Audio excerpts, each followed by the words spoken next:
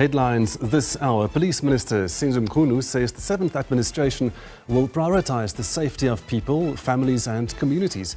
He has told Parliament that crime is on the increase and has become highly intolerable. Families of last year's Usindiso building fire in Marshalltown in Johannesburg have raised concern over the lack of urgency from pathology services. And a Microsoft insider is predicting Friday's global internet problems will be the largest IT outage in history.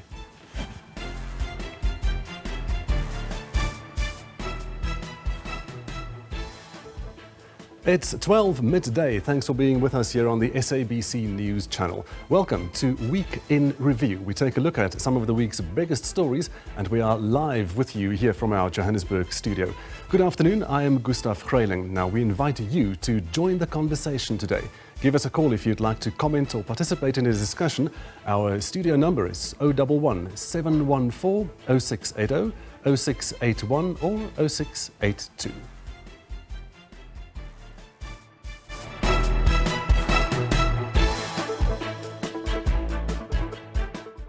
Politicians taking part in the debate on the opening of Parliament address used the opportunity to take potshots at each other. Some MPs, whether it was to criticise, advise, agree or disagree, did actually interrogate what President Cyril Ramaphosa had to share with the nation. Others, however, took to the platform and launched into personal attacks against their political opponents. The debate on the President's address gives all parties an opportunity to dissect what was presented to the nation and discuss whether those projected plans and policies will take the country in the right direction. Those inside the Government of National Unity agreed that this is the correct course for South Africa.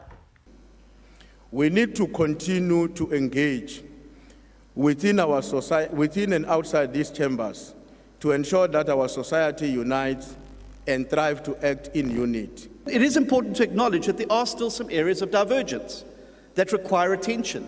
This is a natural feature of any multi-party government anywhere in the world. However, in all of these areas of divergence, which are natural when you bring 10 parties together, I am convinced that we can find a way forward. If this Government of National Unity succeeds in delivering on its apex priority of growing the economy and creating jobs, then the builders will defeat the breakers once and for all. The Government of National Unity must be revealed as a responsive, empowering force for good. It must work, as the IFP has always done, hand in hand with the people. The IFP is committed to a national dialogue to address social cohesion, landlessness, and the growing gap between the rich and the poor. We are committed in creating a stable GNU that is responsive and delivers. And he said it is the priorities we will have to attend to. And everyone must ask him or herself, do they agree that the policies and the matters that the President has put on the table, whether they also see those as priorities? Because if we deal with the priorities, then we can have success. Some of those outside the GNU made it clear what they thought of the speech.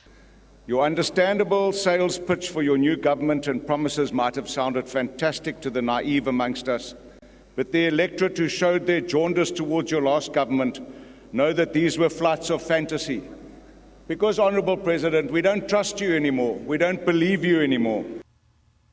MK party leader, impeached Judge Dr. John Hlophe, called for the scrapping of the South African legal system, saying it is based on Roman Dutch law. He also called the GNU a cruel joke. You have forgotten the reason why you were elected, Mr. Ramaphosa, in the first place. You have forgotten the reasons. You have, to put it bluntly, you have sold out.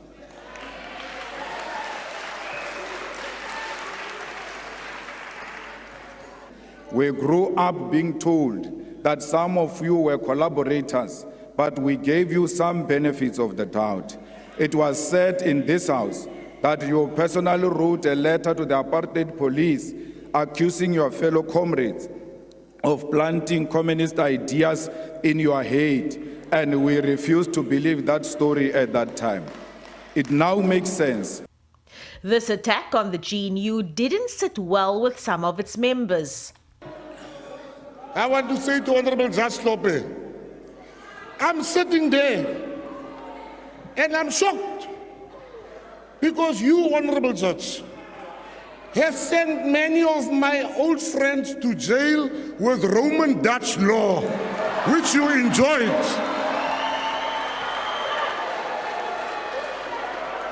It cannot be. I'm going to pay for an appeal for everybody that has been sentenced by you, because you sentenced them with the wrong law according to you. Thank you very much, Honorable. Former President Jacob Zuma attended the debate. Meanwhile, all political parties will be given the opportunity to debate the president's speech before Ramaphosa responds to their input next week. Abra Barbia, SABC News, Parliament.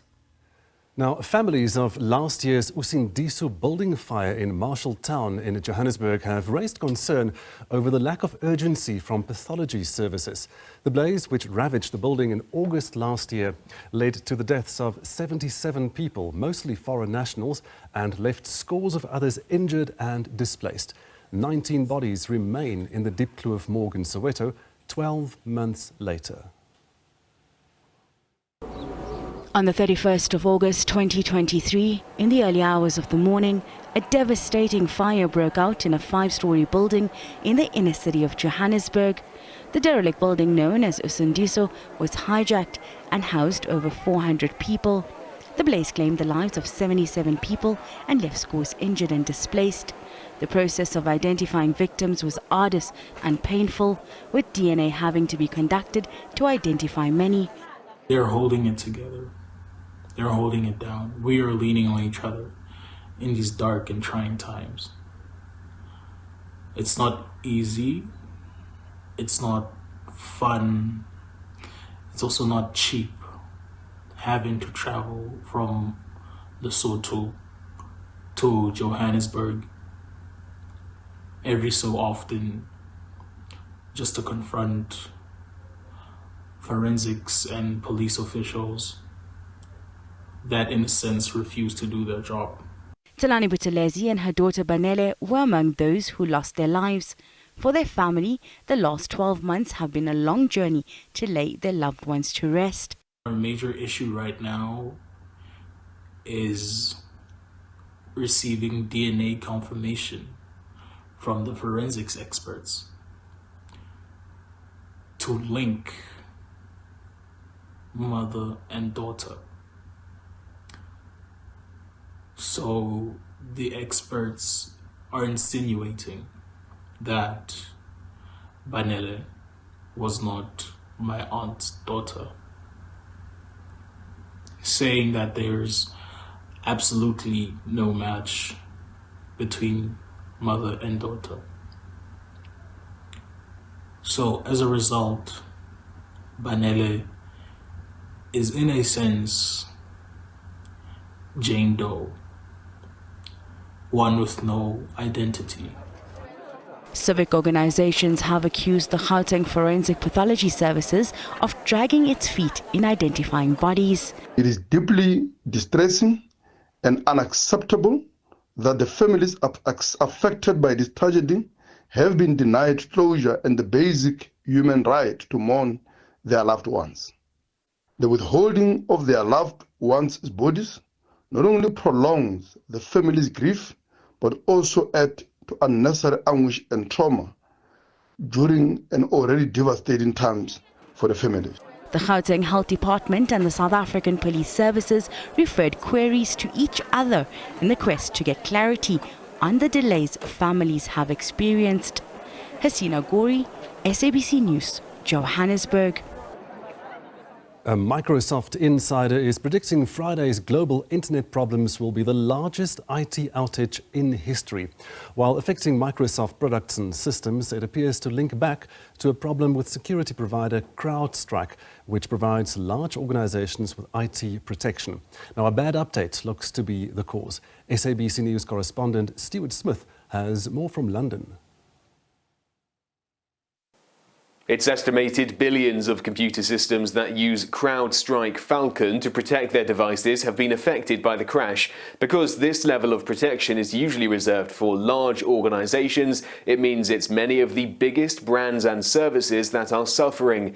As you might imagine, a number of UK-based websites have been experiencing problems. The supermarket chain Morrisons have issues at their customer contact centres, and the betting giant Ladbrokes has warned that the global problems have taken them offline. Flights across the UK have been grounded. British broadcaster Sky News was off air for hours. Banks and train companies are all reporting delays and problems. It's left Stansted Airport near London checking in people manually and accepting cash payments. A fix has been published, but IT experts say it's not one that can be automatically rolled out to fix the issue, meaning IT staff around the world are scrambling to manually get systems back online. Stuart Smith, SABC News, London.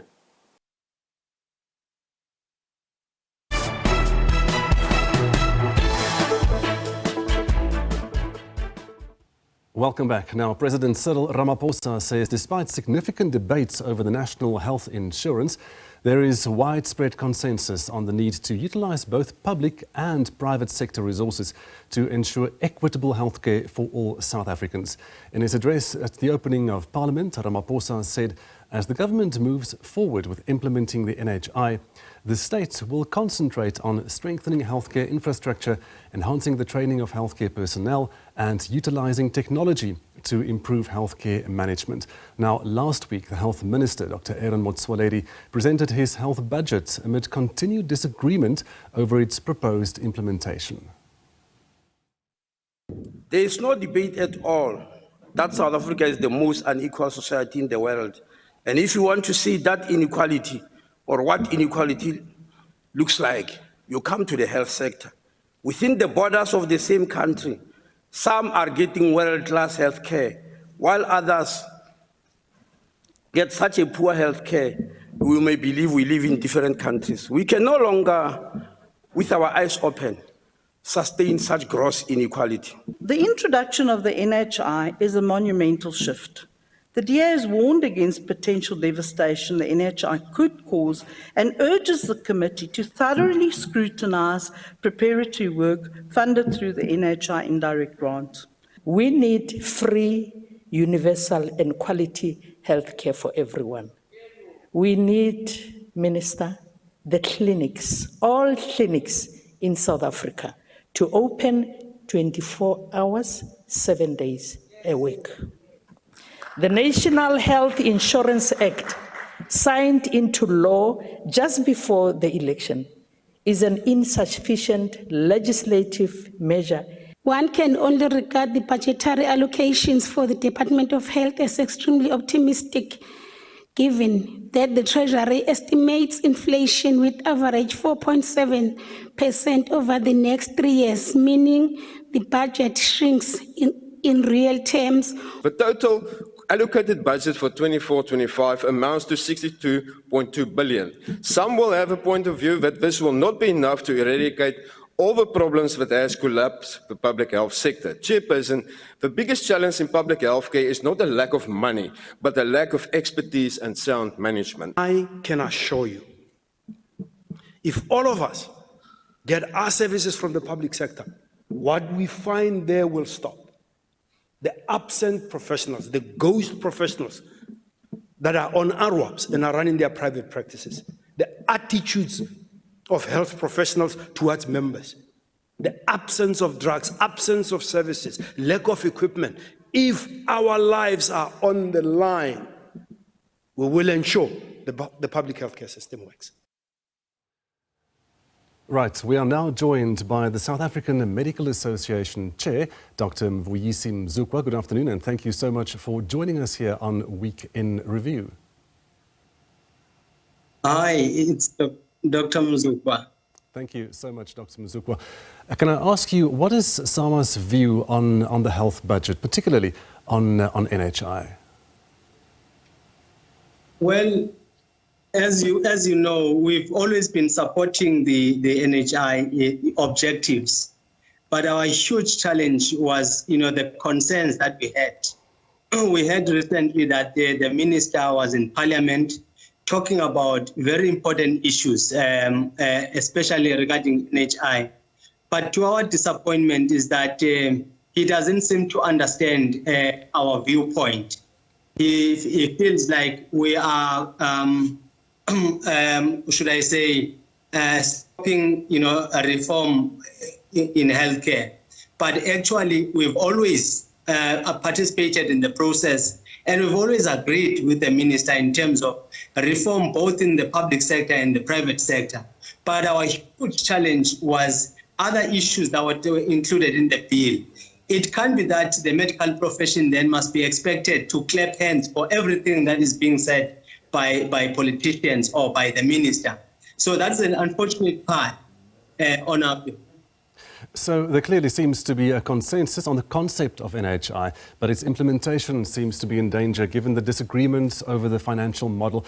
Do you anticipate amendments to its clauses or new policies now going forward? Our greatest hope is that the minister is going to engage as he promised in Parliament. But the challenge is that they've always been promising to engage with the profession and any other stakeholder. But the challenge that we have is that they don't listen. Our inputs have not been reflected in the NHI, and we believe that other avenues we should explore, even though we continue with the engagement. We still think that we need to approach the court of law because they have shown to be negotiating not in good faith, because even the things that they are saying in the media are not really things that we have pronounced as the Medical Association. So President Ramaphosa said in May that the implementation of the NHI would not mean the end of the private healthcare system. But in practical terms, is that feasible? How do you see this play out? Well, we believe that there should be amendments to the clause to the NHI. Some of the clauses need to be amended, but also we believe that there should be thorough consultation, even though we're implementing it in phases, because, like we said, even the minister in Parliament, when he presented the budget speech. He really spoke about the pillars of a healthcare system, identified about 6 of them. But now when he talks about the reform, he talks about one pillar, that is the finance, health finance, and negates its other ones. But if you go to the Academy of Science of South Africa, they have clearly made a point there that you can't implement NHI when you have not sorted out issues of governance, ethical leadership and governance. It will fall on its face. And this is an academy that advises government. And if government chooses not to listen to the advice from the experts, we cannot expect to see a good reform when it comes to NHI if you're neglecting issues that have been identified by the experts, by the profession, by other stakeholders. So Minister Motsoaledi says the health sector in South Africa means some are getting world-class healthcare while others get such poor healthcare that it's as though they live in different countries. Is this NHI project concept, is this the answer for the majority of citizens who lack access to quality healthcare? Well, they talk smoothly about a reform, an equalizer, and all these nice to listen to terms. But when it comes to the issue of implementation on the ground, it does not happen. One, there's no access in the rural areas. It's not the private sector that has not built resources in the rural areas. It is the duty of government that they should be building clinics and hospitals in the rural areas. They have not done it. It is not the private sector that has stopped the implementation of the HMI recommendations by the Competition Commission. It is the neglect of the government to do that. So it can't be that when they not fulfilling their promises, then they blame everybody else but themselves. So we need to be clear on this, that it is government that has not delivered and not the private sector.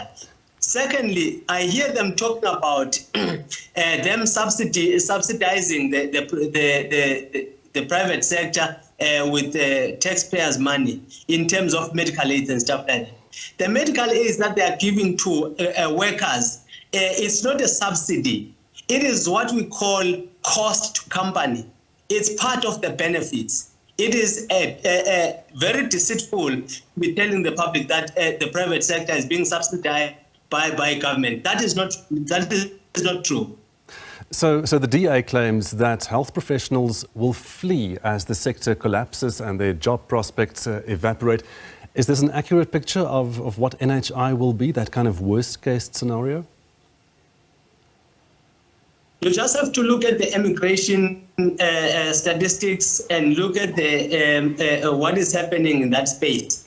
You will note that already our own professionals are leaving the country.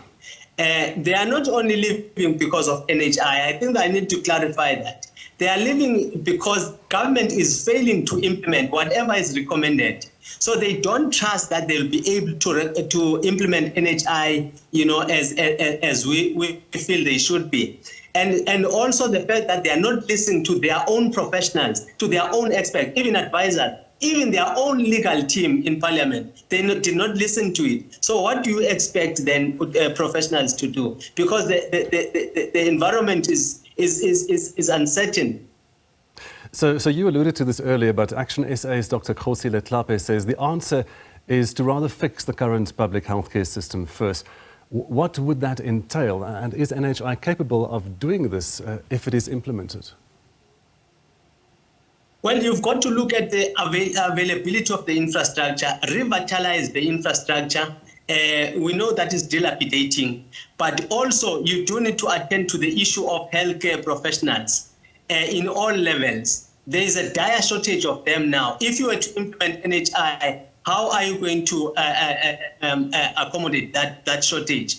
But the other thing is, we've got a serious problem now of information systems in the country. Health records, they are not there. They get stolen, all these things. So you need an innovative system there. But the other thing is, if you look at leadership and governance, that's the main pillar. I would argue that if you can't fix that, ethical leadership and governance, where you're going to have the same people who are buying skinny jeans, overlooking the healthcare system, I don't think we're going to have a successful one. We do need to seriously attend to the issues of leadership and governance. If you look at the Eastern Cape, if you look at the Mpumalanga Tembisa Hospital, where you've got shortages of basic items in the hospital. So it's not a matter of not having money. It's a matter of how we manage, how we govern the healthcare system. There is only so much money, of course, and 8% of the GDP is what the budget allocation is. What should South Africa then be prioritizing in terms of the funding? Well, in terms of the prioritizing in terms of funding, these are the issues that are straightforward. You attend to essential medicines. In the hospitals now, there are no essential medicines. If anybody were to have an emergency and go to hospital, they won't be assisted because most of them, especially in the rural areas, not only those, if you look at in the Eastern Cape, there is nothing. So you do need to prioritize essential medicines, but also do attend to healthcare workers. You need to populate those. You need to employ those that are not employed. I hear the president talks about training of healthcare workers. We've got so much that are trained but not employed. Talk about those ones that are already ready to get in the system and employ them. Those are low-hanging fruits that we think can improve the healthcare system. But as soon as you can, attend to the issue of ethical leadership and governance. So my priorities, I think those are the issues I'm pointing out. So if you are able to advise us this afternoon, which country should we be looking at in terms of their implementation of a health insurance system that would be seen as an example of international based practice? Well, we can look at for example, Taiwan, where they are using, they've not excluded the private funding. So we do need to look at that. We also could also look at Canada, where there's a different system from what we're trying to implement. I don't think we should be looking at the UK, even though our politicians have been pointing out that the UK is collapsing, and their backlog of surgeries is very high, and professionals there are leaving for other countries. So I would look at those, Canada, I would look at also Taiwan. Thank you so much for joining us here this afternoon, Dr. Usindiso, the South African Medical Association Chair. This is Week in Review on the SABC News channel, and we will be back right after this.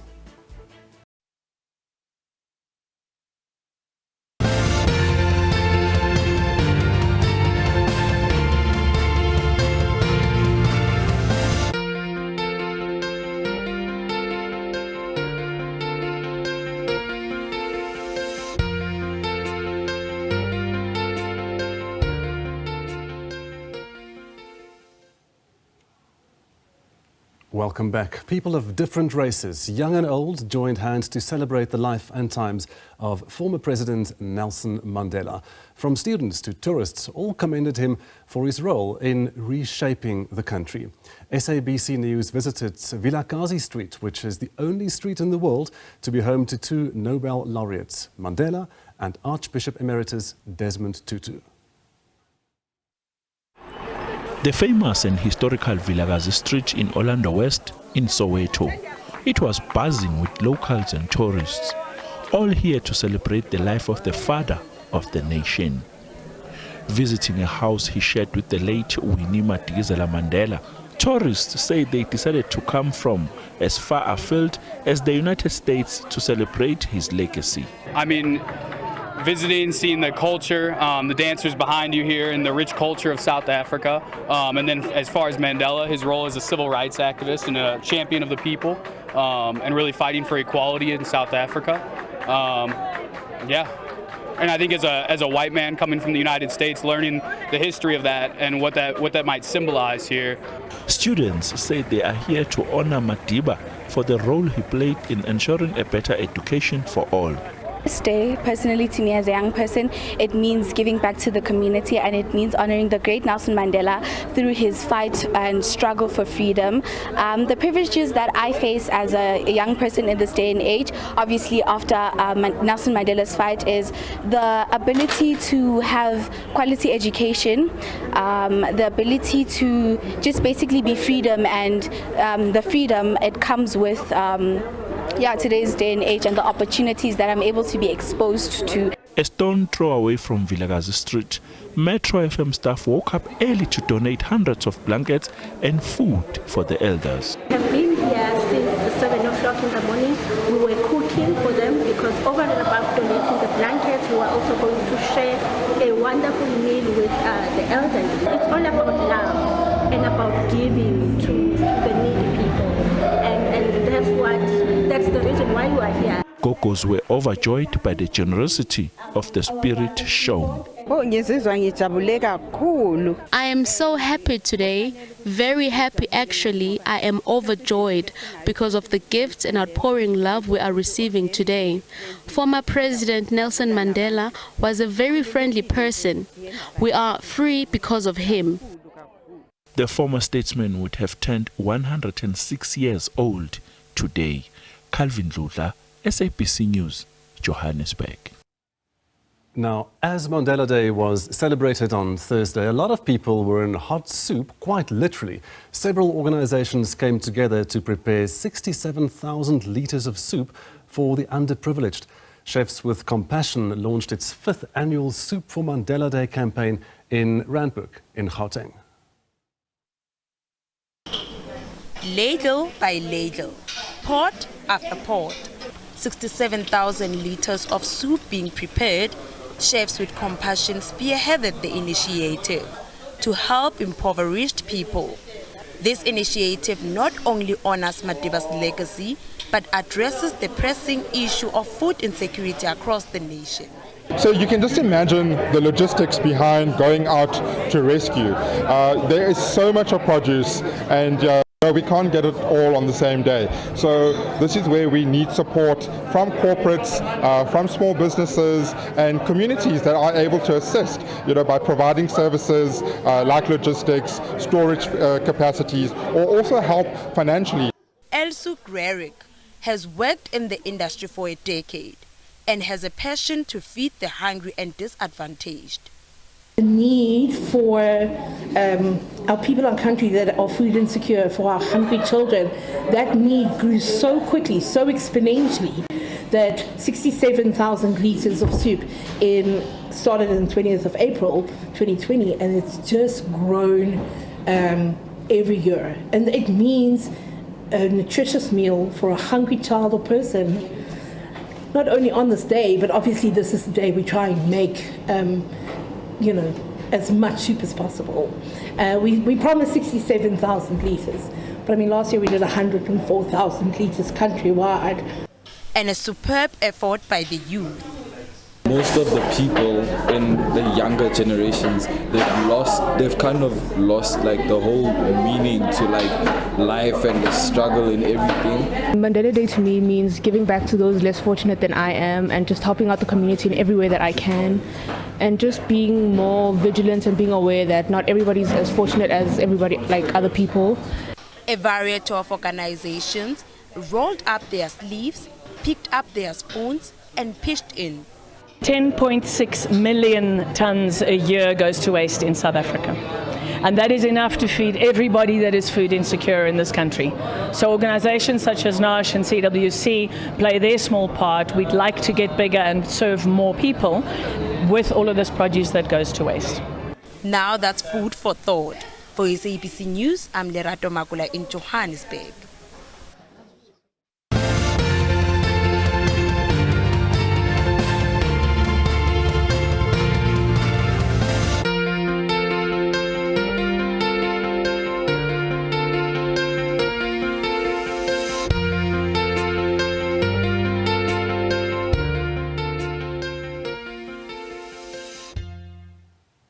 You're watching Week in Review, and today we are tackling a critical issue that affects us all: the allocation of the police department's budget and its impact on our communities. As we explore this topic, we will delve into the complexities of the issue, analysing the criticisms and concerns raised by various stakeholders, and explore potential solutions and alternatives. Let us now first listen to some reaction to some of the lawmakers. Your strategy is not actually committed to prevention of crime. You want to fight crime after it has happened. There is no well-articulated idea of how you are going to stop the murder rate, which is amongst the highest in the world. Prioritize community safety and well-being before punitive measures. Ensure accountability and transparency within the police ranks. Foster a culture of respect, empathy and understanding, because our people are unemployed. As the IFE, we call upon this new administration to get in houses in order. How can South Africans listen to discussion on keeping them safe when a police vehicle has not patrolled their areas in weeks or sometimes even months? We have a huge problem in South Africa, which is crime.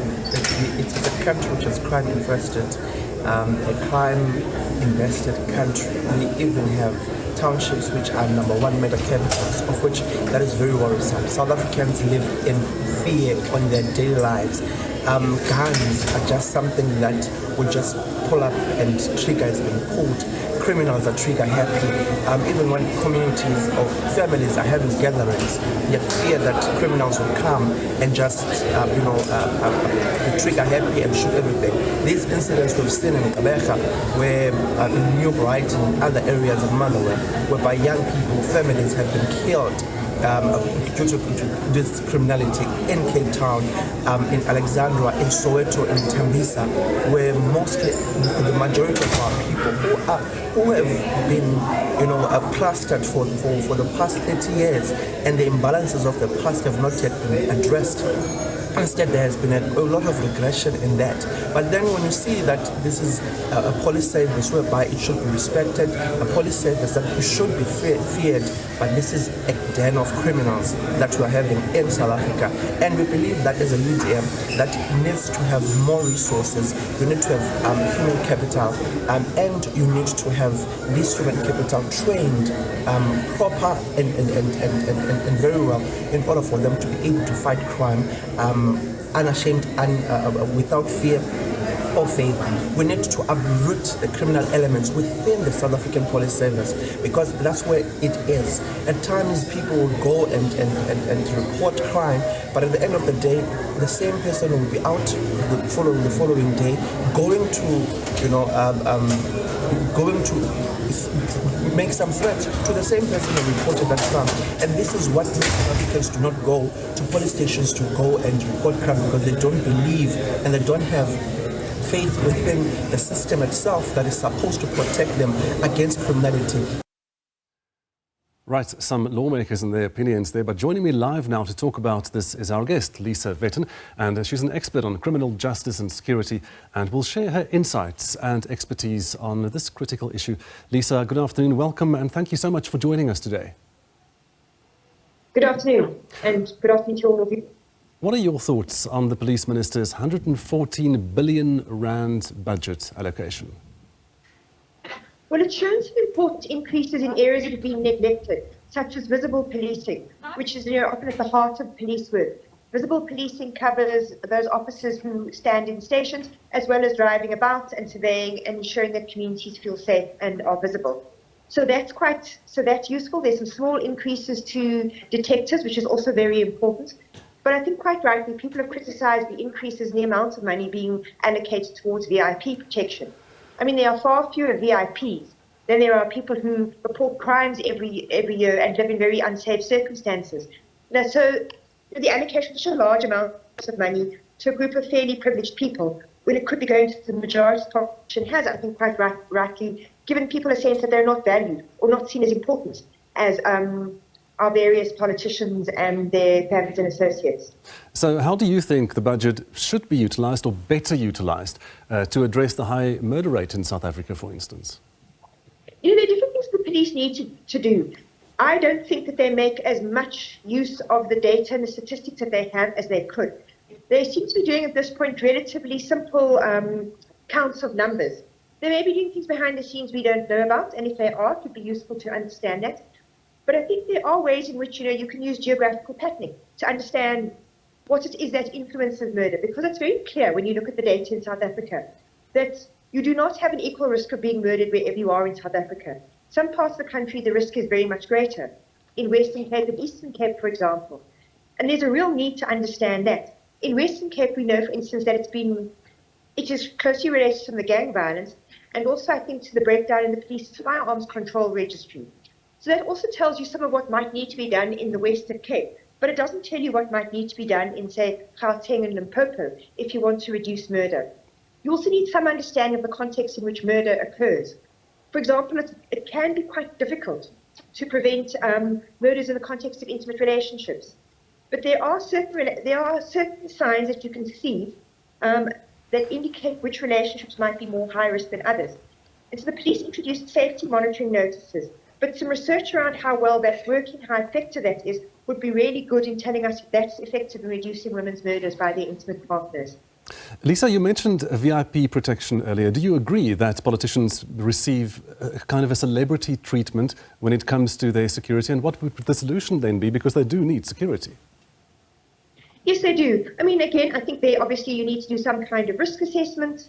Not all politicians face the same kind of risk that others do. And I think there's also the question of whistleblowers, who should also be getting protection, but I don't think necessarily fall within that budget. But there are many who just don't face the same kind of risk. There are other things the police could be doing for them. The question you might want to ask is, why is that budget so high? What are they getting? Because they're probably not getting as big a number of people as you would find, say, in the detective unit. So what is it that's pushing up those costs? How can it be reduced? Are there other ways in which they can cut down the funds? I mean, one also looks at the circumstances of Paul Mashatile's bodyguards and the attack on somebody who in the SANDF on the highway a couple of years ago. So again, you also have to ask, what's the quality of training? What are they doing that's useful? Lisa, what role do you think community-based initiatives could play in addressing crime and safety concerns in the country? Community is important. So I think the community policing forums are clearly a place in which one could be channeling some training, some kind of assistance to see what they are doing. Community policing forums are extremely uneven across the country. In some places they exist in name only. In others they're well constructed. You have people putting resources into those community policing forums. They work well. So I think one has to look at, why do we have the kind of inequities we do in terms of community policing forum and its supports? And how could the budget perhaps be used to perhaps strengthen that? Or how can we bring in others who can also put in that kind of assistance? Because community policing forums are very useful in terms of, again, you've got to watch that they don't become small vigilante bands, but they can be very useful, I think, in terms of collecting information, doing smaller, more minor work around the everyday indignities that people face, trying to curb that, trying to get involved in that, educating communities around their rights, also playing an important oversight role in what kind of quality of policing is being delivered at each station. All that would be very important, and I think would help reduce the many, many complaints that people have about being treated badly by the police.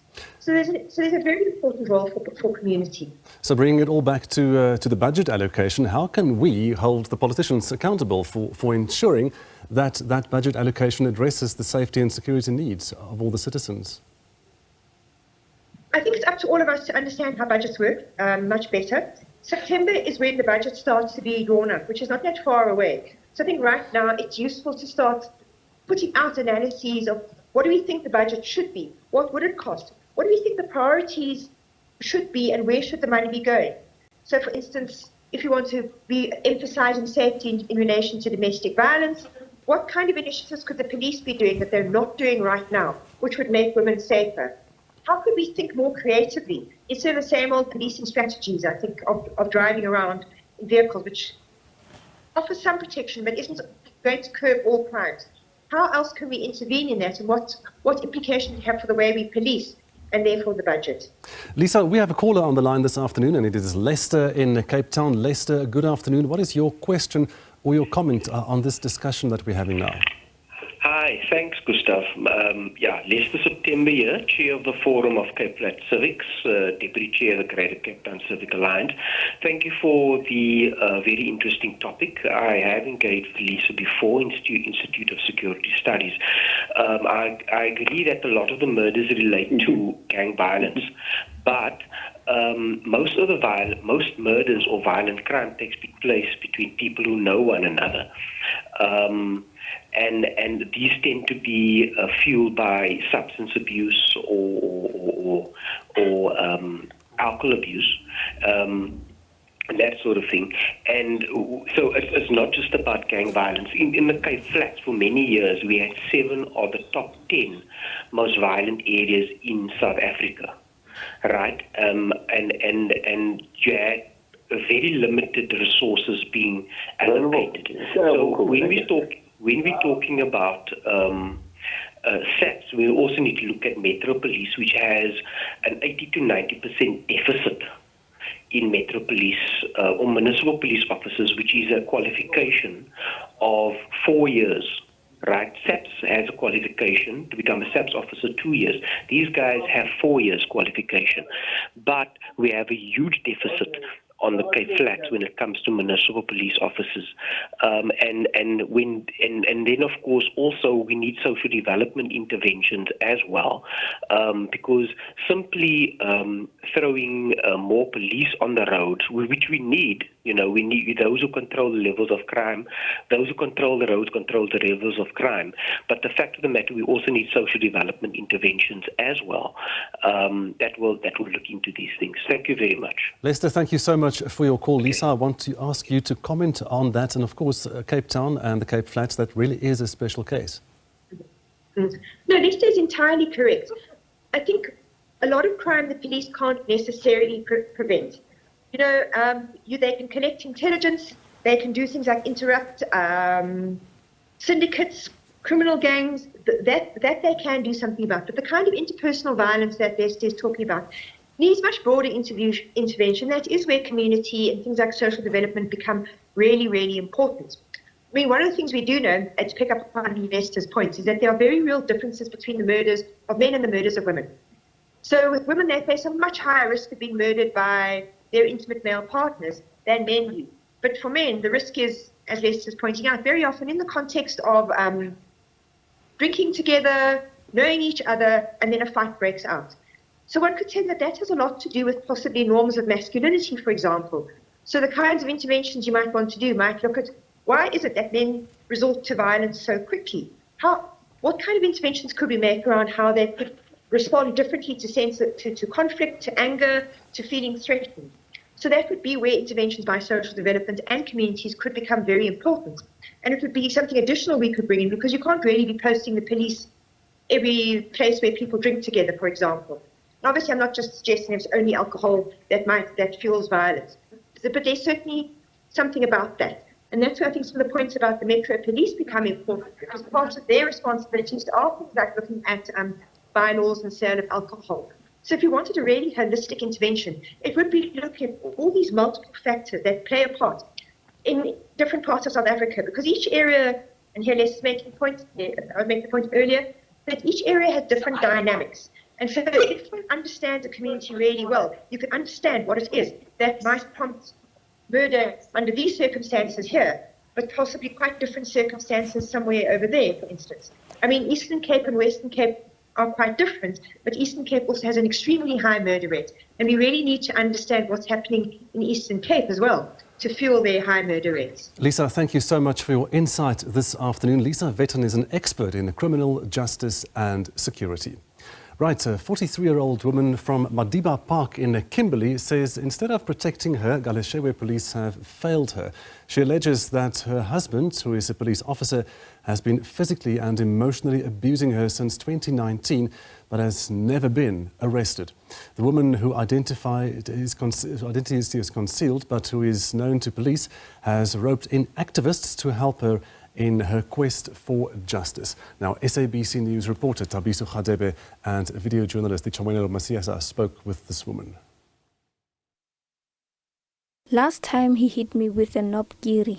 I called the police and they didn't show up. He attempted to stab me with a knife. A cry for help. The domestic violence victim says the system has failed her family. During her interview with SABC News, bruises were still visible on her face after she was allegedly assaulted again by her husband. She says her spouse has a drinking problem and becomes violent after consuming alcohol. He's somebody who is addicted. He is addicted to alcohol because he drinks every day. When he is drunk, he becomes violent and uses dangerous weapons. People have tried to talk to him, and he would say they must not interfere with his family affairs.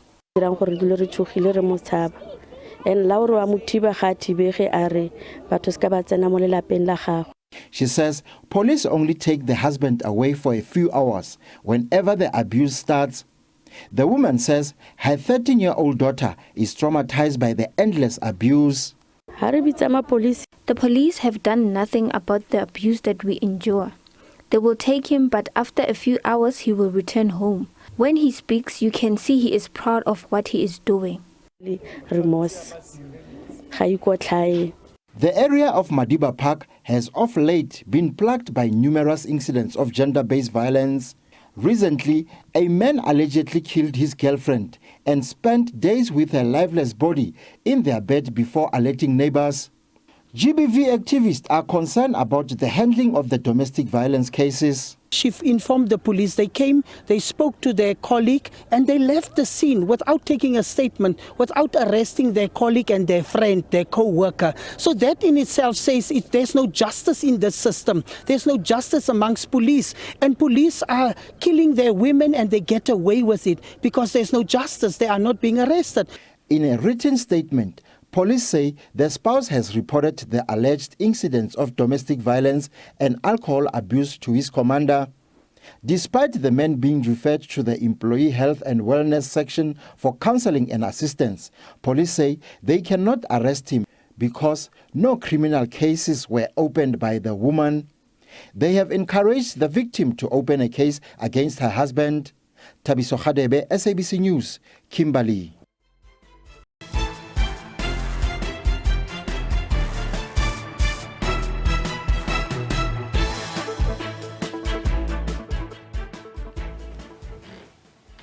Headlines this hour. The South African government has released a statement welcoming the advisory opinion of the International Court of Justice in The Hague.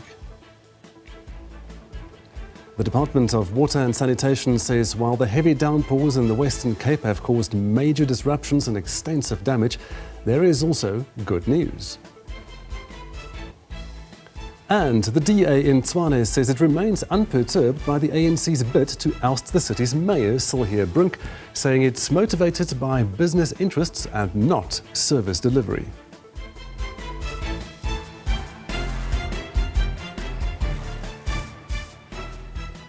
Welcome back. You're watching Week in Review, already in progress here from our studio in Johannesburg. I'm Gustav Freiling. Good afternoon. Remember that you can join our discussions. Give us a call on our studio number and we may just speak to you. The number is 011 714 0680, 0681 or 0682.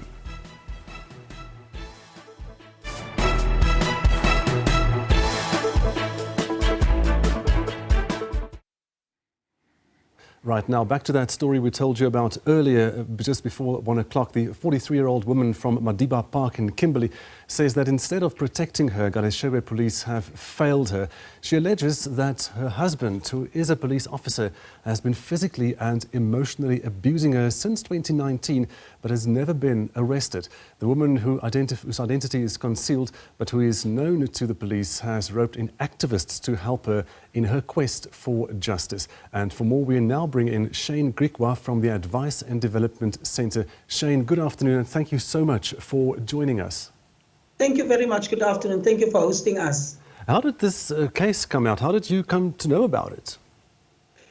In Kimberley, there's been an increase of killings of women and children in the past few months.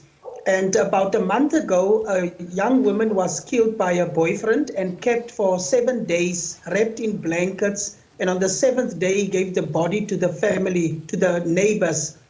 So we realized that this is a serious concern in Madiba Park.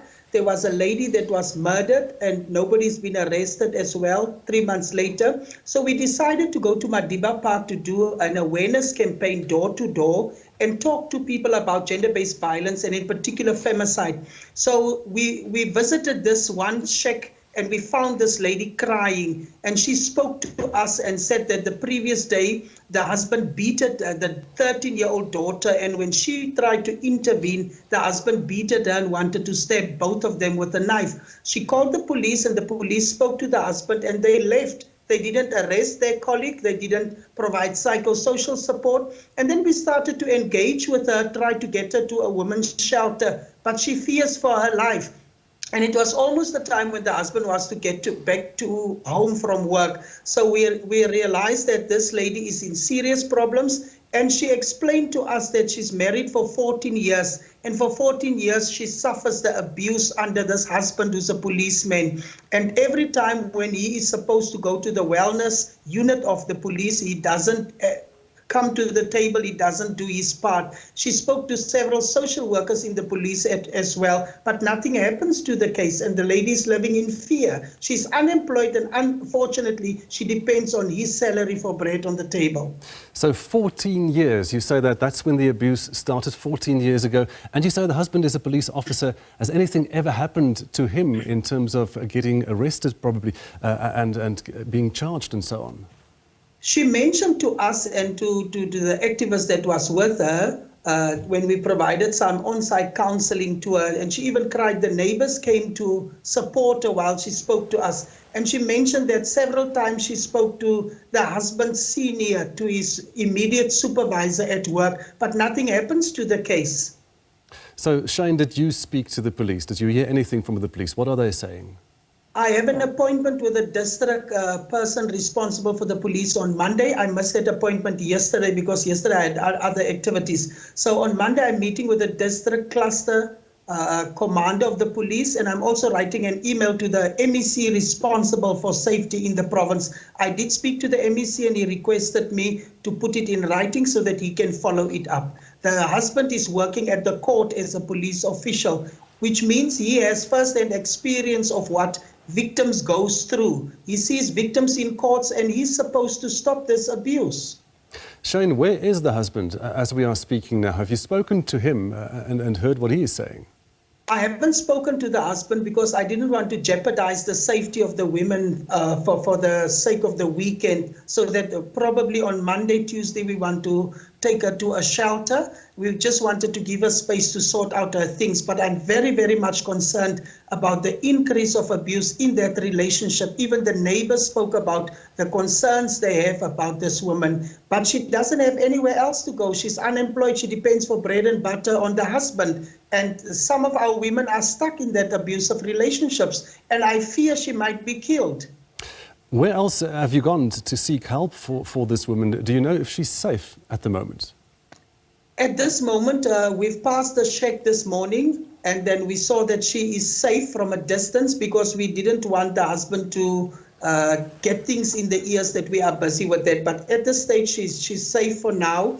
But we hope the weekend passes quickly so that we can address the matter and also provide some psychosocial support. We spoke to our partner organizations who will provide some counseling as well. I mean, the 13-year-old daughter going to school the next morning while she was beaten up and threatened with a knife by the father the previous night. Very traumatic for the child to go to school in the morning. So we need to look at all aspects as to what basket full of services we need to render to this family.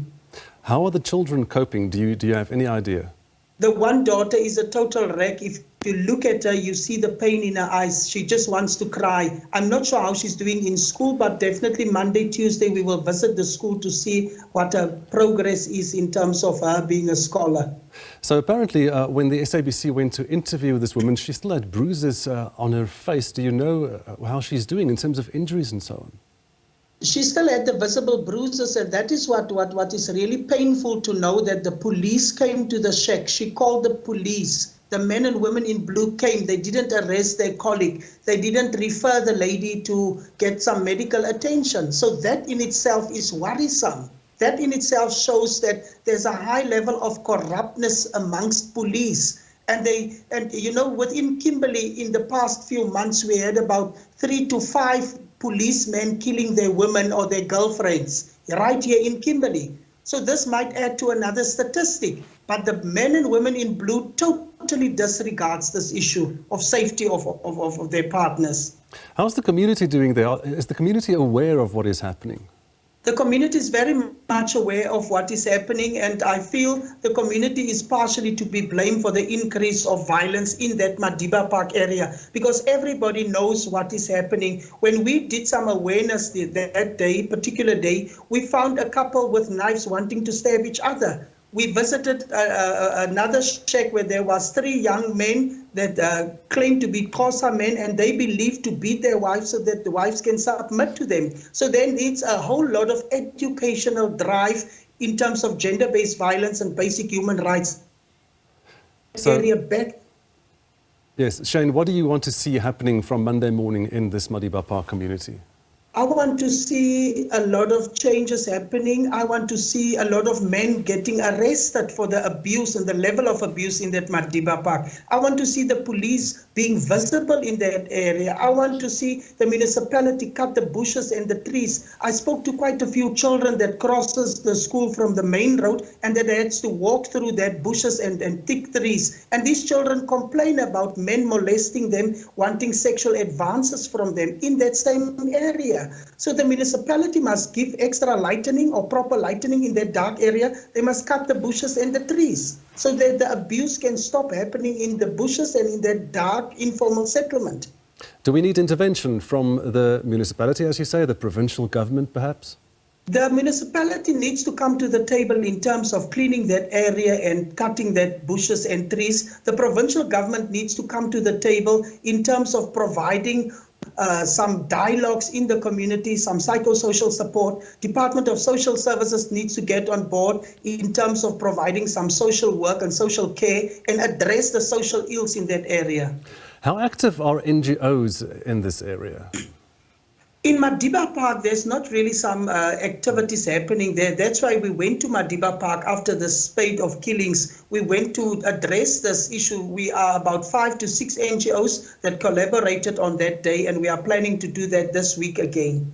So we as the external hand of government, we need support from government to support us with resources so that we can address this matter properly. Shane, thank you so much for joining us here this afternoon. That was Shane Grikwa, and he is from the Advice and Development Centre. Right now, the City of Johannesburg's electricity prepaid meter surcharge of 200 Rand could spark violence and unrest in the metro. That's according to some security experts. City Power has implemented the increase as of this month after energy regulator NERSA gave it the green light.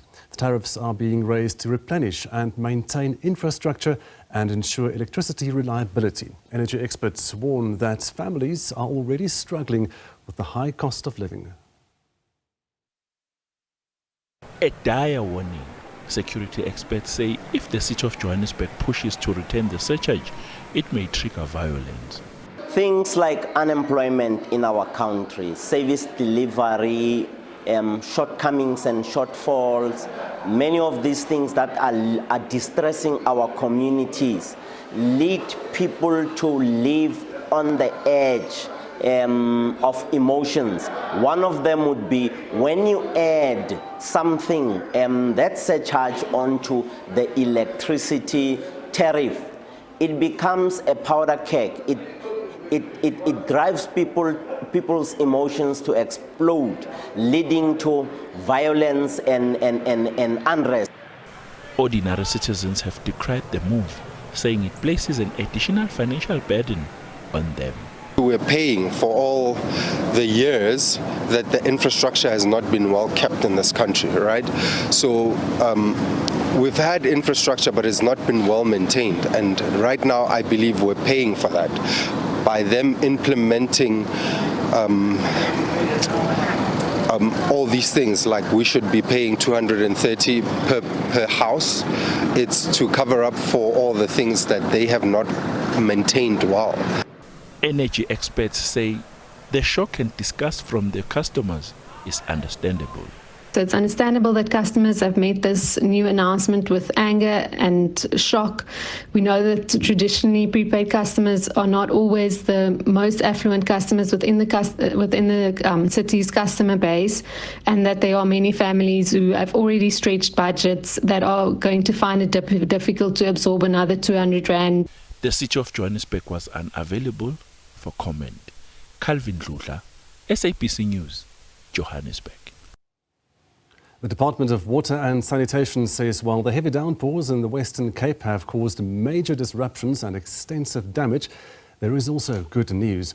Dam levels are looking extremely positive and should reach full capacity towards the end of the winter rainfall season in the province. It also urged the public to always heed warnings about flooding and to adhere to instructions for their own safety. The severe weather systems that hit the Western Cape has caused flooding, major discomfort and damage amounting to hundreds of millions of rands. An official disaster declaration has been made. The Department of Water and Sanitation says every effort is made to ensure the public is well informed about possible extreme weather. We are always on an alert because our hydrology team, our infrastructure team, they are working very closely with the municipalities, and where there is a need to warn the community members, we work with the municipalities. The good news is that dam levels are rising rapidly. The 6 largest dams in the province are nearly 20% fuller than last week. The largest dam, Theewaterskloof, had a staggering increase of close to 30%. Combined, all the dams in the province are nearing the 90% mark, with more rain expected. The department says plans are afoot to diversify the country's water resource mix. The Minister has announced about the increase of water resources, the investment that we are going to do as the department. So we would like to encourage the municipalities to prepare, in terms of their business plans, to support what is it that they are going to do to ensure that there is water security, working very closely with the department. And the second one is what also the minister has announced, which is quite good, where we should look at diversifying the water mix. That is where we need to look at other alternative sources, such as the use of groundwater. Despite the heavy rains, South Africa will always remain a water-scarce country, and the public is urged to use water wisely. Mariska Botha, SABC News, Cape Town.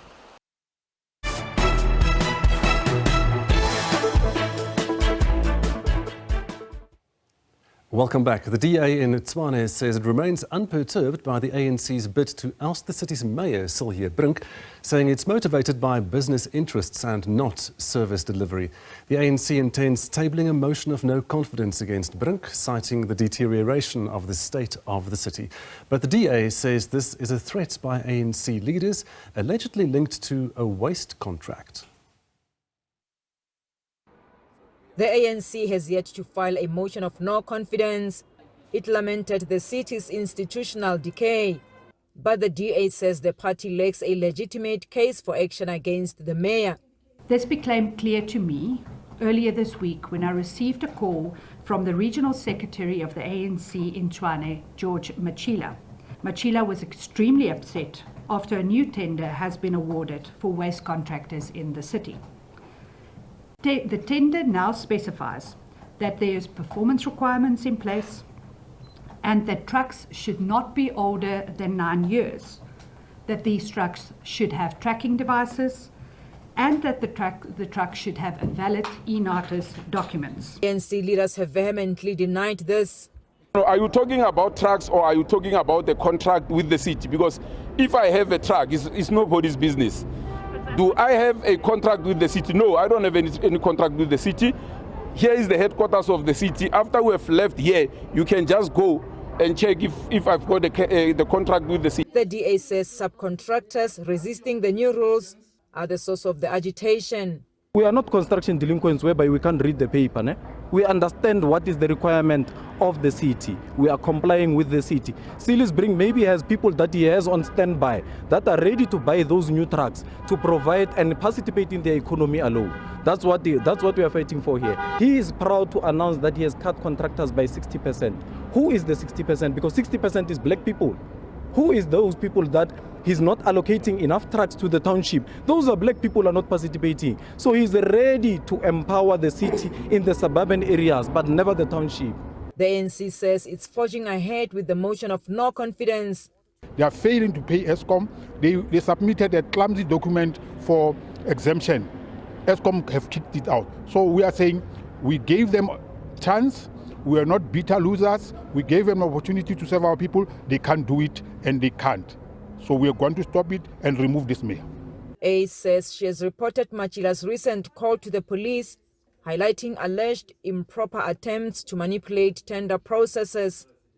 Mulimo Mutwa, SABC News, Pretoria. Right, Police Minister Senzungunu says the 7th administration will prioritise the safety of people, families and communities. He has told Parliament that crime is on the increase and has become highly intolerable. Tackling murder, rape, GBVF, hijackings and kidnappings are some of the criminal activities that government is going to focus on in this administration. The phenomenon of so-called repeat rapists needs to be brought to an end. And we need to focus on these people who are rapists, let alone repeat rapists. The minister also says SABC needs to invest in the latest technology in their fight against crime, including dealing with criminal activities that happen inside correctional facilities. One of the weaknesses that we are identifying is technology in the SABs, who are very low on technology. We cannot run behind on horses, in cars, chasing criminals. It's getting more and more impossible. And therefore, we need to enhance technology to this effect. Some of the political parties criticized government, saying not enough is being done to fight crime. Evidenced by our high crime rate and drug-infested communities where policemen and women are on the take. Additionally, underscored by a murder rate of 70 people per day. Crime intelligence is a challenge, and violent crime is a problem in South Africa, which requires the attention of South Africa and us to invest money because our people in communities are living in fear. We are a society where public servants live in fear of getting killed, such as Advocate Midday, who was doing work for SARS and was shot and critically injured in eThekwini. Through a decade of VBS, of Steinhoff, of state capture, and I would urge, Mr. President, all acts of corruption must be arrested. Unity does not erase it. The ATM described the country as a failed state, while the Al-Jama party appealed for support for Palestine. There is a crisis here of illegal immigration. That is a national security risk. Every week we hear of military-aged men arrested in other countries coming to South Africa. These men are not refugees. In honor of Mandela's memorable legacy, I appeal to the conscience of the world that we support the boycott, genocide, and ban apartheid Israel campaigns to stop the Zionist state of Israel's genocide of Palestinians. President Cyril Ramaphosa will respond to the debate on Monday. Lula Mamatya, SABC News, Parliament. Right, South Africa is going to be turned into a construction site. Jobs will be created and economic growth will be accelerated, and there will be support for rural entrepreneurship. These are some of the promises made by President Cyril Ramaphosa during the opening of Parliament address this week. Ramaphosa added that there will also be massive investments in infrastructure. Expanding the list of necessities that are free from the VAT sales tax was another area of concentration, with another being addressing the pressing issues of unemployment, the energy crisis and the high cost of living. We are now joined this afternoon here by Adam Kabaleng, an independent energy expert, to talk to us about the speech on Thursday evening. Good afternoon. Thank you so much for being with us. Good afternoon and thank you. Firstly, your reaction. What do you make of the speech and the promises made? Are you happy about what you heard? I think after 30 years, you come to no longer imagine speeches to be earth-shaking or changing anything. Currently, we know the rhythm. There will be a promise. You know, in February, the president made some very strong commitment in the space of energy as well as the economy and actually changing the lives of people, and to a point where there was the mention of the Tshwane South African. And then we have moved from there. Now we must be, you know, they actually made a mention of a bed that is very persistent in terms of how it works and how it's organized. So there's continuously a change in speech delivery and how actually speeches are being given in South Africa. But very little comes to fruition. So I would expect speeches in South African context to be actually a report of what has been achieved. Before you even place brand new promises or even objectives or goals that needs to be achieved, rather deal with saying, in my last 6 months since January to currently July, I have managed to deliver on 1, 2, 3, 4, 5. With the current changes in terms of the new government that has been implemented, report on that to say we have made some agreements. Currently they talk about the mid-term contract. Whatever that mid-term contract means, we don't know as yet. Yes, everybody is excited on coming on board in terms of being the newly sort of elected members of cabinet as well as appointed into cabinet. But very little is going to change because, as we know, South Africa is administrative rudimentary. Who comes in makes very little difference. What we want to see is the change in terms of the economic situation, the creation of jobs. If we're talking about an economy that is going to be turned into a construction site, you should be seeing already ministries gearing up to make sure that a lot of money is actually pushed into South Africa. But looking at all the budget statements, budget speeches that were made by previous ministers in the last 2 weeks, you can see there's not going to be any construction site because there's nothing fundamentally discussed on a budget level that is going to be injecting new capital as well as new value in terms of creation of money into the economy. So some of it is lovely speeches. We've heard it before. So we're not quite convinced. So a lot of this speech, the biggest part of this speech was about inclusive economic growth, as he told it, as he mentioned it. And a lot of that was focused on energy. And it seems as though he's hoping that energy and a green energy revolution will fix a lot of our problems. What do you see happening in that space? I think in the green energy space, South Africa has already done quite a lot of work in terms of advancing, in terms of installation of solar, in procuring a lot of, wind energy generation. South Africa is currently now looking at taking on, for instance, nuclear energy procurement. But there is currently a problem. The DA is not in support, and the DA is part of the GNU.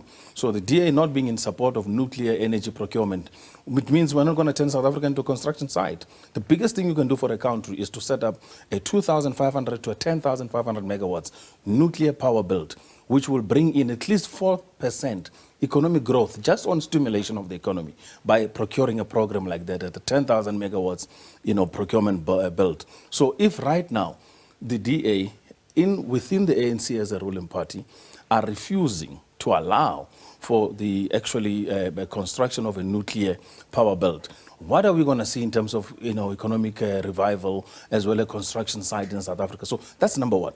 The secondary part of it is Eskom is doing quite an incredible work, sterling work. There's over now 70% energy availability factor, whereby power plants have come into operation. They are fixing a lot of power plants that were down.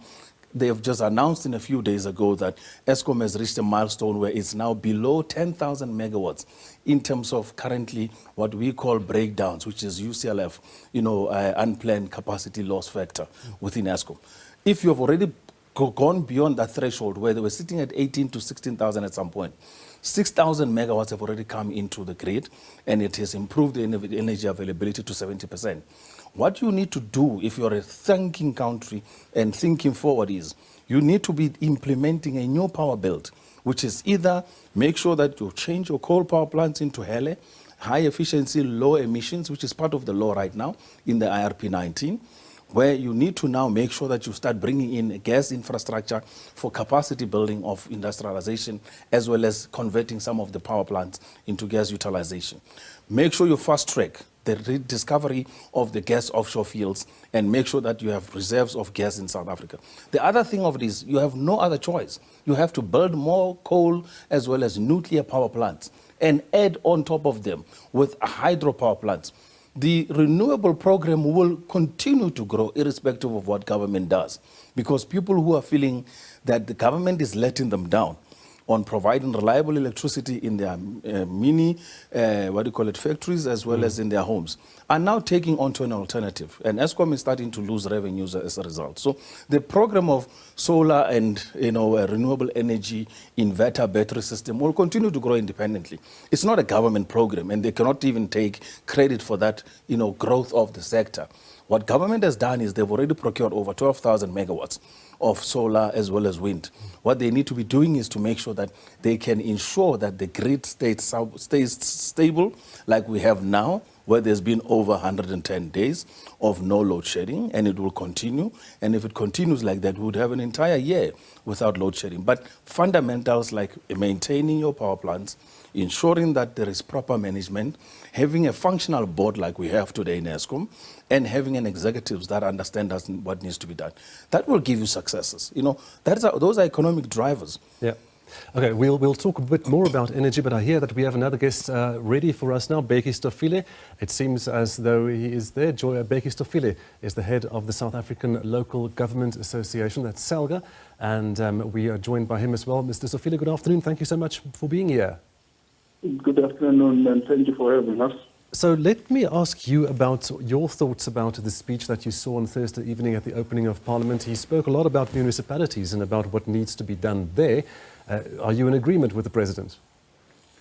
We are in agreement with the President of the South African Local Government Association because where we are in agreement with the President is that the President he has closed the long debate that has been in the public for the past 24 years about the funding instruments that need to be improved in local government.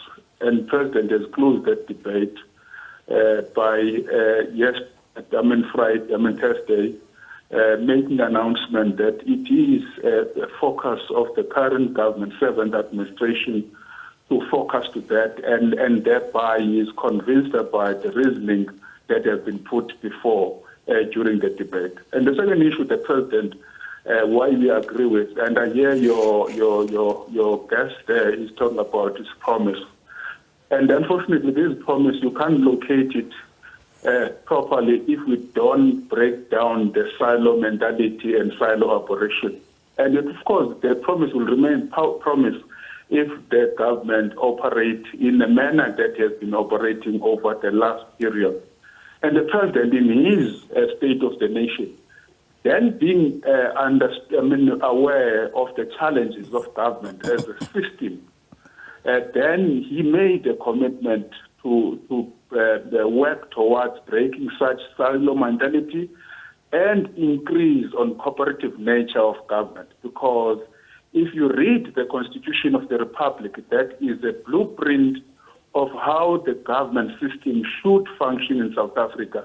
It encourages the intergovernmental relations and within amongst government department, government spheres, and all and SOEs, because the intention of the government of the day is to make an impact to the society with regard to service delivery. So, from our perspective, if we have managed, which we have failed over years, to confront those three basic issues, that is why there was no really coordination in terms of projects and programs as announced. Now, the President is committed, and it is our responsibility to play our role in demolishing such silo mentality and creating a cooperative nature of government as espoused by the Constitution. So the President mentioned specifically that municipalities must be fixed, the struggling municipalities, and he said to provide, not only to provide the services that we know about, but also to become facilitators of inclusive economic growth. Are our local municipalities and even our metros geared to do just that? That's simple because, of course, the President, why he is talking about municipalities become facilitators of economic development. Anything you must always remember and put it at the back of our mind. There is nothing that's called space national. The space is in the local. If you want to address the economic difficulties of the country, you must then make an impact in dealing with the systemic challenges that is faced by communities. And those systemic challenges are at the local space. And that is why I think the right energy of the President towards dealing with that matter, it must be applauded, and it's a good energy because he understands that there is no economy that will just flourish coming from above. The economy, for it to flourish, you must have a proper systems at the local government level, at the community level, where there is ability for government at that level which supported by other spheres of government to facilitate such economic activities. I think, to me, the energy that the president has put behind this, it is something that we in the local government, we applaud, because it has been what we have been calling over the years. Let me get back to you about some of the things that he said about major public infrastructure projects, the construction side on the one hand, but also maintaining what is already there. These big projects like the railway infrastructure that needs to be fixed, but also the transmission grid. That's now an energy thing. The transmission grid in South Africa, the network must be transformed, he mentioned, because of all these new ways of energy, of generating energy, being able to connect to that grid. The transformation of the grid is not a new debate. It has been ongoing for the last 2 years in terms of actually expanding the grid to allow for the onboarding of renewable energy or wind and solar energy. Most of the assets right now of renewable energies, all the wind and the solar, most of them are actually sitting on an off-grid basis. Some are not even connected to the current grid. And as a result, there was no proper planning. Where the problem actually came about was there was no proper planning when they were building these offshore farms, wind farms, as well as renewable solar farms. They didn't have grid access and connection. And the other thing is, when you build these farms, you must always have what we call picker plants, which means when the electricity is produced, in order to transmit it into the grid, you must have picker infrastructure, which is your power plants that are running either on diesel or are actually operating on gas, that are supposed to be there to pick up and make sure that they balance the energy coming from some of these wind farms. So the infrastructure doesn't exist. And that is why those assets are stranded. So if the improvement happens in that sector, there would be an contribution in terms of energy coming into the grid. Right now, we're not getting much out of the solar and the wind, because of the the fluctuation. They are not reliable in the sense that they fluctuate up and down, and they cannot be brought into the current grid. So Eskom has a contract, what is called take or pay. You either take it or you pay for it, irrespective of whatever happens. If the electricity is available, even if Eskom cannot use it, it must dump it. So that infrastructure needs to be put into place so that this energy can be utilized and can be transmitted into the long distance grid for South Africa. So if that happens, there is a plan, we know, by the Minister of Electricity previously, to spend about 260 billion in improving the current 14,000 kilometers of grid infrastructure. If that happens, it will be wonderful, and it will really improve the South African economy. And we look forward to that. But that is still in the promise and in the pipeline, has not as yet happened. But with regards to South Africa, you don't need to be a wizard. South African municipalities are already sitting with money, which they are not actually utilizing. I would have expected, for instance, Mr. Stofile to say, as municipalities were looking at new ways of enhancing revenues, SALGA should look at ways of improving how municipalities can enhance revenues in the current revenue declining market, which means when people are installing their alternatives, when people are using diesel and generators, they are not consuming, for instance, municipal electricity, they are not utilizing the services. Instead of coming up with a surcharge like the 200 rand that the Johannesburg city tried, which failed, you don't need that. All you need to say is, as municipalities, we will guarantee households installation of solar panels with inverters and batteries, and the electricity that's generated, we will refit it back into the grid, the mini grid in the area, and we will pay users for that. We will pay the generators a fee, or they can even deduct it from their municipality rates.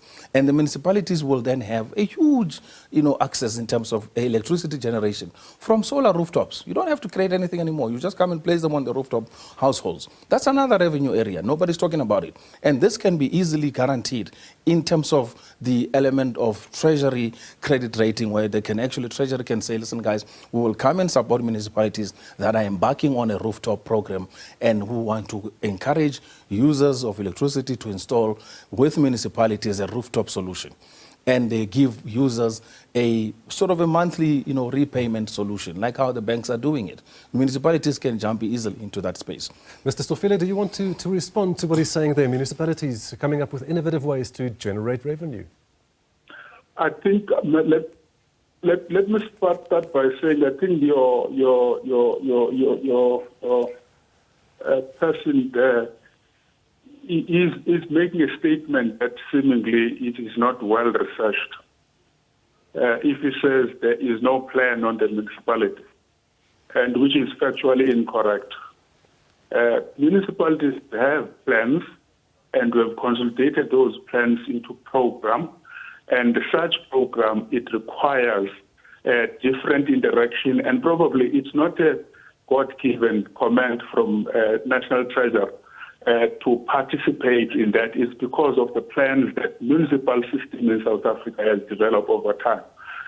In fact, it is important that to link what I'm saying to what we had as international municipal system in the world, of the seminar that we held of 30 countries in Sao Paulo, discussing exactly what are the alternative ways, because energy transition, it requires a different planning and different participation so that we address the challenges of revenue that is eroded in that space. And municipalities, and that is why entering into this conversation and trying to persuade other spheres of government to recognize that we need to collaborate so that we act as a single unit of government instead of operating as an individual component of government. So I think, to me, yes, the gentleman must be patient and accept that President has made a statement. And the statement, it must be followed by plans, and the plans, it must be then followed by programs in implementing the plans that have been made. And you will see as this thing unpack going forward, because we have managed to consolidate the first thing that the government must act as a single unit. Mr. Sofile, thank you so much. Our time is running. How do you quickly want to respond to that? Yeah, I think on the, Becky is misleading people. I mean, really, municipalities don't have any plan. We work with municipalities on a regular basis. There is no structured plan for a retail program for municipalities to be subsidizing and installing rooftop solars on households of South Africans. So Salga should not come here and misrepresent facts and saying there is a plan in action and waiting. That is a total misrepresentation. Okay, thank you so much for joining us here this afternoon. There's so much more to talk about this speech. There were lots in the speech, but that was then Becky Stofile, the head of the South African Local Government Association, and Adam Khabeleng, an independent energy expert here. This is Week in Review on the SABC News channel, and we'll be back right after this.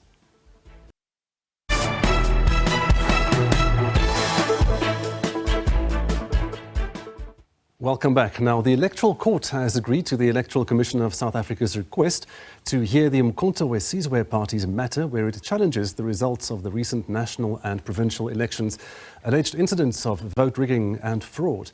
And this is despite the party withdrawing its bid before the Electoral Court. Now, a virtual hearing has been set down for Monday, the 29th of July. For more on this, we are now joined by the legal expert, Mpumelelo Zikalala. Good afternoon, and thank you so much for being with us today. Good afternoon to you, Mr. Good afternoon to your viewers. So when the IEC wrote to the Electoral Court, it stated that the notice of withdrawal was irregular and asked the court then to set down the matter for hearing and argument, which the court now has done. What do you make of this, the IEC challenging the MK party about these vote rigging claims? I think first you have to go back and say, what do the rules of court say? If you are going to withdraw a particular matter, you would tender the costs which are associated with the application. Remember, they would have taken time to draft a response, briefed counsel and all the other people, legal individuals which are required. So if you are simply going to withdraw based on that one, I think the IEC was within their rights to say, we want this matter to be heard, we want this matter to be dealt with by the court. And the only way in which that can be done if it's set down for a hearing, and then we'll be able to ventilate all those things in a proper court of law. Unless if there's a settlement agreement that can be entered into by the parties, and that settlement agreement will then become an order of court. So the MK party earlier this month said the withdrawal of its case against the IEC was not an indication that it doesn't have evidence of alleged vote rigging. So the party leader, Jacob Zuma, he recently said that his party had ample evidence to argue this case. What do you expect will be revealed during this hearing? I think the other MK party would have two options. The first one is to say, well, I want to withdraw this matter as soon as possible. I do give an undertaking that maybe I will not bring this matter ever again, or the settlement agreement will then be made an order of court, thus barring the MK from ever bringing a matter which is similar to this one. Or they can come back and say, regardless of the impediments that I might have, I want to make sure that I'm able to deal with these matters once and for all, even though I'm limping in terms of the information and evidence that I have. I'm going to continue with it no matter what. The other party would be go and ventilate all the facts that you are coming back with so that the IEC can be able to exonerate itself. I think from the point of the IEC, they're basically saying, we have been given a very important task of ensuring that the elections are free and fair. We have stated on record that the elections were indeed free and fair. We do not want anything which is going to change our good record. And if it means that we have to defend the stances and the procedures that have been followed in dealing, especially with disputes that came from the MK, we are going to make sure that we'll go to court, have this matter heard once and for all, and a decision must be issued so that we're exonerated from our point of view. So if the MK party is then able to prove any of these allegations, what is the next step that is likely to be taken by the IEC? Well, it would depend on the nature of the irregularities that are there. The very first problem that maybe would be there to say, if you want to nullify the election results of the whole country, that is mostly a bit impossible, because they are going to find instances of provinces that have no issues at all.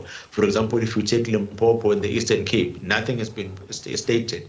But most importantly, if we are going to allege that there are certain things that did not go right, you must be very meticulous in those allegations and pinpoint exactly where the irregularities took place. You can't take one sample, which is Free State, and then make an allegation or a blanket allegation that probably happened all around the country. You have to be very meticulous in those. And then secondly, think about the type of order which will be issued by the court. The court will either come back and say, go and verify those election results, or go and do those results again. Now, they have to be very meticulous in doing that, because the verification process, you have to be clear and say, I want you to go and recount votes that have to be taken in Ward 101 at the Tshwane municipality within the province of KwaZulu-Natal. So it's going to be a bit of a mountain to climb, let alone the lack of, I wouldn't say credible evidence, but evidence which is in line with the rules of court, that makes it easier for a court to even consider the submissions that you are coming with. So I think the MK it goes into this battle on Monday, limping a bit, with a few of the technical issues not have been sorted, and that might lead to them losing the matter.